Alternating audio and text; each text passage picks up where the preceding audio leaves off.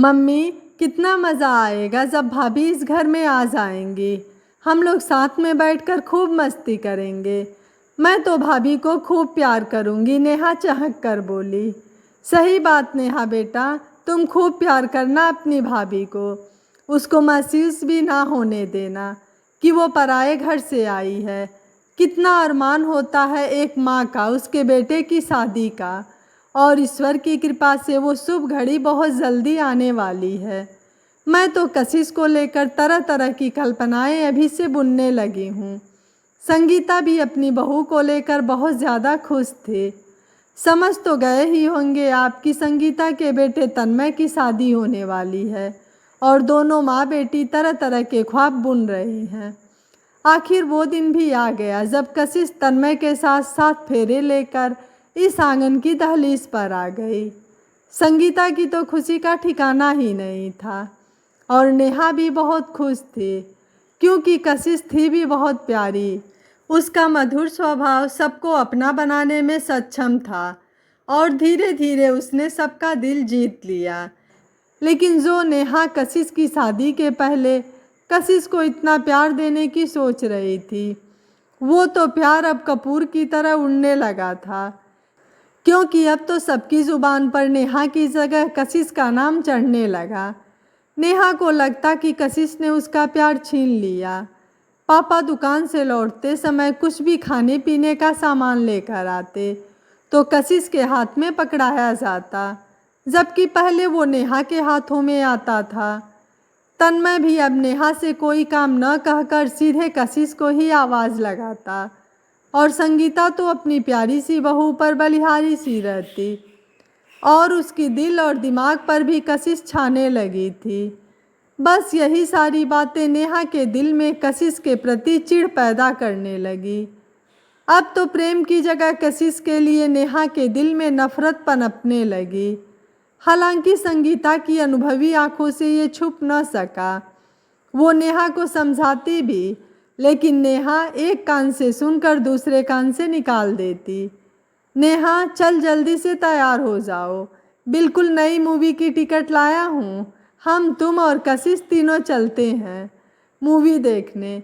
एक दिन तन्मय दुकान से जल्दी आकर बोला, मुझे नहीं जाना, आप अपनी प्रियतम प्यारी को ही लेकर जाइए। नेहा चिढ़ते हुए बोली, ये कैसे बोल रही हो नेहा?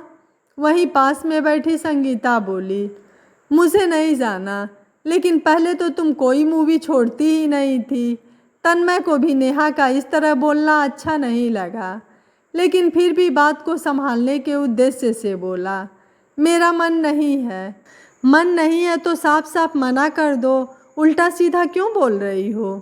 संगीता नेहा को डांटते हुए बोली, जाओ तन्मय, तुम और कशिश चले जाओ। लेकिन तन्मय का मूड ऑफ हो गया और वो वापस दुकान चला गया। ये सब कशिश को बिल्कुल भी अच्छा नहीं लगा, लेकिन वो फिर भी शांत रही।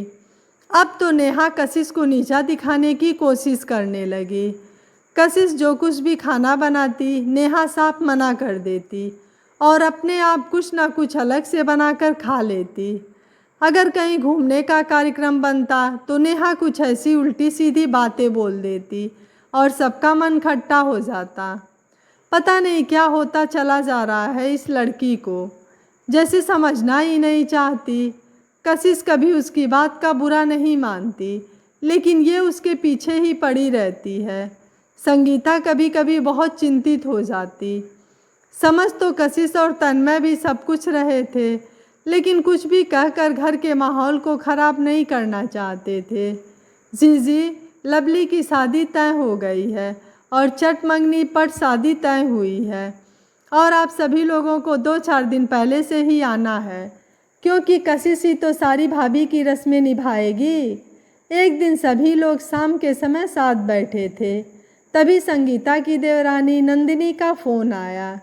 अरे वाह नंदिनी, ये तो तुमने बहुत अच्छी खबर सुनाई और हम लोग सब पहले ही आ जाएंगे। संगीता ने मुस्कुराते हुए फ़ोन रख दिया। चलो अच्छा हुआ लवली की शादी भी हो जाए, तब मैं जल्दी ही नेहा के हाथ भी पीले कर दूं। अरे वाह, मेरी ननद रानी भी जल्दी ही दुल्हनिया बन जाएंगी और दूल्हे राजा करके ले जाएंगे। कशिश नेहा को छेड़ते हुए बोली, तुमको तो आराम हो जाएगा क्योंकि तुम तो चाहती ही यही हो। नेहा कशिश का सम्मान भूलकर आपसे तुम पर उतर आई थी। और कशिश ये सुनकर एकदम शांत हो गई और किसी ने भी इस बात की कोई प्रतिक्रिया नहीं दी क्योंकि सब घर में शांति चाहते थे। वैसे तुम लोग ये बताओ कि लवली की शादी में क्या गिफ्ट दिया जाए? भाई घर की बच्ची है तो कोई बड़ी चीज़ ही देनी चाहिए, संगीता सबसे मुखातिब होते हुए बोली। और सब लोग अपनी अपनी राय बताने लगे। और जैसे ही कशिश ने कुछ बताने के लिए मुंह खोला, मम्मी जी मैं बताऊं? तुम तो चुप ही रहो, कितना जानती हो हमारे घर के बारे में। अभी जुमा 4 दिन आए हुए हैं इस घर में और सब पर अपनी मर्जी थोपने लगी। आदत के अनुसार कशिश के बोलते ही नेहा लगभग चिल्लाते हुए बोली, बस अब और नहीं, पानी सिर के ऊपर जा रहा है। आखिरकार कोई और बोले, इससे पहले कशिश ही बोल पड़ी, ननद रानी ये घर अब मेरा है, इस घर पर मेरा पूरा अधिकार है, तो इस घर के निर्णय लेने में भी मैं बराबर की हकदार हूँ। आज तक मम्मी जी ने कभी मुझसे तेज़ आवाज़ में बात नहीं की, लेकिन आपको मुझसे पता नहीं क्या समस्या है। आप मेरी हर बात का गलत अर्थ निकाल लेती हैं। जब देखिए तब मुझको नीचा दिखाने की कोशिश करती हैं। ऐसा नहीं है कि मैं कुछ समझती नहीं हूँ, बस आपका सम्मान समझकर चुप रह जाती हूँ। लेकिन अब बिल्कुल भी नहीं, सम्मान पाने के लिए सम्मान देना भी पड़ता है। मम्मी जी आप ही बताइए, मुझको इस घर का कोई भी निर्णय लेने का अधिकार है या नहीं? बिल्कुल कशिश बेटा, ये अधिकार तुम्हारा ही है। नेहा का क्या है, 4 दिनों में तो ब्याह कर ससुराल चली जाएगी। इस घर की सारी जिम्मेदारियों को निभाना तो तुम्ही को है। संगीता कशिश की हाँ में हाँ मिलाते हुए बोली। और नेहा मेरी एक बात कान खोलकर सुन लो, मैं अपनी बहू का अपमान नहीं सहूँगी। मेरी मानो तो जब तक तुम्हारी शादी नहीं हो जाती तब तक प्यार से रहो, वरना कहीं ऐसा ना हो कि मेरे बाद मायके से ही हाथ धो बैठो। मम्मी मुझको माफ़ कर दीजिए। मायका छूटने की बात सुनकर नेहा घबरा गई। माफ़ी मुझसे नहीं कशिश से मांगो, जो दिन भर दीदी दीदी करती रहती है और तुम्हारे नक्शे ही नहीं मिलते। भाभी मुझको माफ़ कर दीजिए, पता नहीं किस भावना के तहत मेरे मन में आपके लिए नफ़रत पैदा हो गई, लेकिन मैं अब पूरी कोशिश करूँगी अपना स्वभाव बदलने की। आज नेहा का अंतर्मन धिक्कार उठा कि सचमुच भाभी मुझको कितना प्यार करती हैं और मैं ही उनसे चिढ़ती रहती हूँ। अब मैं अपने स्वभाव को बिल्कुल बदल दूँगी। ननद रानी माफ़ी की कोई बात नहीं है, ये सब तो जीवन में लगा ही रहता है, लेकिन आपने पश्चाताप कर लिया यही हमारे लिए बहुत है। कशिश फिर से बड़ी विनम्रतापूर्वक बोली, मेरी अच्छी भाभी। और नेहा कशिश के गले लग गई। अरे भाई कोई चाय वाय पिलाएगा कि नहीं? मुझको दुकान से आए इतनी देर हो चुकी है। तन्मय माहौल को हल्का करते हुए बोला, बस अभी बना कर लाई। भाभी आप बैठिए, आज मैं पहले की तरह सबको चाय बनाकर पिलाऊंगी। और नेहा रसोई की ओर चल पड़ी।